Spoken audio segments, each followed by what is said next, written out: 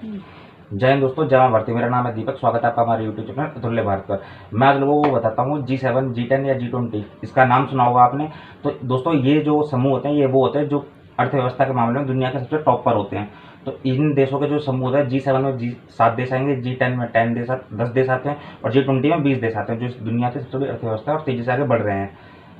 तो मैं आपको बताऊँ, शुक्रवार को क्या हुआ, जो ब्रिटेन के राष्ट्रपति हैं मोरिस जॉनसन, उन्होंने ट्वीट करके कहा कि अभी जो ये बैठक होने वाली है G7 की, ये अभी नहीं होनी चाहिए और ये जो बैठक है इसको ना कुछ समय के लिए स्थगित कर देना चाहिए जब तक ये कोरोना वाला मामला खत्म नहीं हो जाता।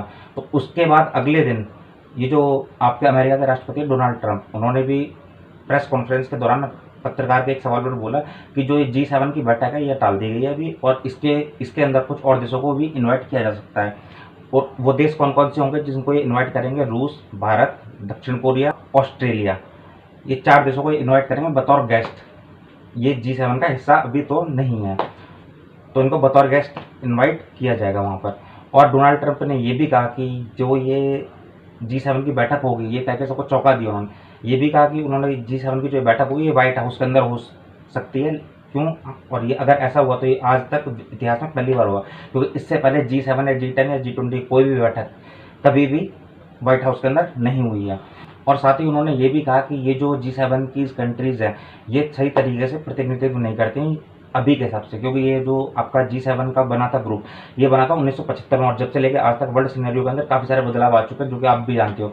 तो आप ये समझ लो, ये जो बात हो गई ये करीबन 45 साल पुरानी बात हो गई, और 45 साल में बहुत कुछ बदला है। चीन और भारत की तेज़ी से अर्थव्यवस्था इनकी बढ़ी है और सेना भी बढ़ी है सुरक्षा के हिसाब से भी, और ब्राज़ील, ये 3 देश ऐसे हैं जो काफ़ी तेज़ी से आगे बढ़ रहे हैं अभी फिलहाल के अंदर।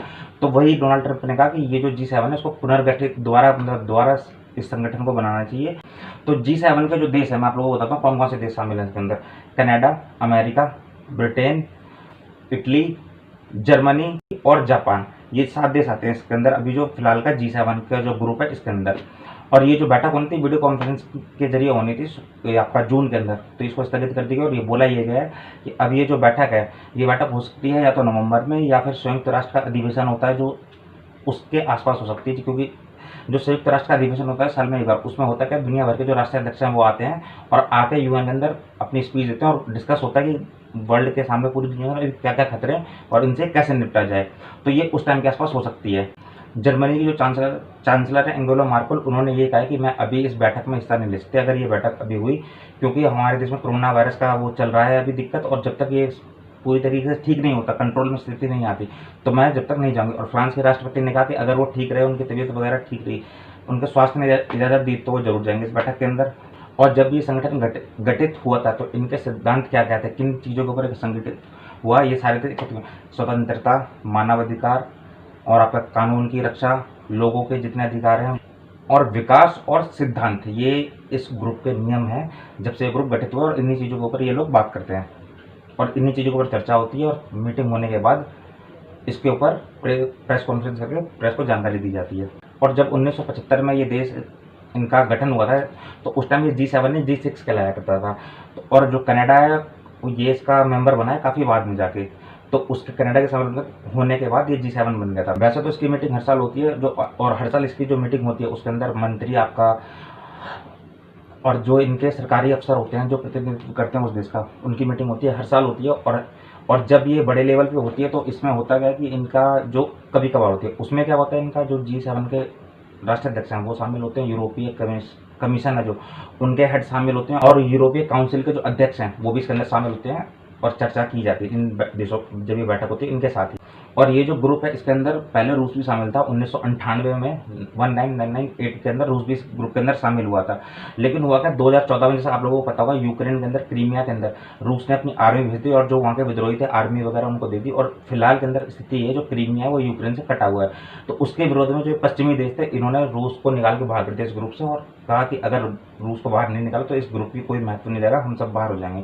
तो रूस को इस ग्रुप से बाहर निकाल दिया गया और इस बार अब इन्वाइट किया जा रहा है बतौर गेस्ट। अब आप सोचोगे कि इसके अंदर भारत और चीन क्यों नहीं है, जबकि चीन और भारत के अंदर ये काफ़ी डेवलप कर रहे हैं, काफ़ी तेज़ी से अर्थव्यवस्था इनकी काफ़ी बड़ी है।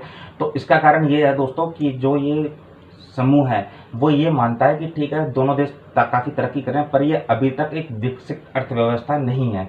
ये अभी संघर्ष कर रहे हैं, ये पूरी तरह से अभी विकसित नहीं हुए हैं और इसलिए ये देश इसके अंदर शामिल नहीं है। और ऐसा नहीं है इस ग्रुप की आलोचना नहीं होती, इस ग्रुप की आलोचना भी होती है। आलोचना किस लिए होती है? वो आलोचना इसलिए होती है लैटिन अमेरिकी जो देश हैं, अफ्रीका है, उनमें से कोई भी देश इनके अंदर शामिल नहीं है। जबकि आप लोग तो जानते होंगे कि अफ्रीका काफ़ी बड़ा महाद्वीप है, लैटिन अमेरिका है जो, वहाँ से कोई भी देश इनका शामिल नहीं है। और इनका ये भी क्या क्या आलोचना की जाती है कि जो ये जो ग्रुप है, इनका इस्तेमाल ये लोग राजनीतिक फायदे के लिए करते हैं और जो इनके उसूल है उसके लिए काम। ये भी कहा जा रहा है कि जो ये देशों को इन्वाइट किया जाएगा इस बार, ये जो 4 देश मैंने आप लोगों को बताया, चीन, ऑस्ट्रेलिया, भारत और आपका ब्राज़ील, तो ये भी कहा जा रहा है कि ये जो देश हैं, ये 2050 तक ये G7 के जो जितने देश हैं, ये चारों के चारों G7 में एंट्री मार लेंगे और G7 की जो कंट्रीज़ हैं वो बाहर चली जाएंगी। क्यों?